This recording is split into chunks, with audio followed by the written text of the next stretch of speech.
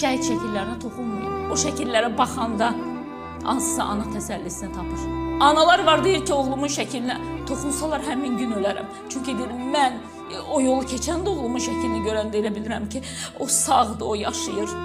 Və bugün hansısa icra başçısının qəhrəman oğul görmək xoşuna gəlmir. Niyə? Siz də bu Azərbaycanın oğlusunuz. Şəhərin inkişafı, hansısa kəndin inkişafı filan çox gözəl başa düşürəm. Bunlar olmalıdır. Amma mütləq şəhid şəkillərinin kəsilməsi üzərində olmalıdır. Toxunmayın şəhidlərə. Bugün uşaqlar var, şəhidlər xiyabanına gedib, ata mən gəlmişəm deyib, məzar daşlarını qucaqlayırlar. Toxunmayın şəhidlərə. Qoyun müqəddəs nəyimizsə qalsın bizim. Rahat kresloda əyləşənlər, çölə çıxmıram, soyuq olar. Atanın balası, necəsən, yerin rahatdır deyənlər zaten anlamaz ki, şəhid nə deməkdir. Şəhid evinin çırağı sönən anlayar.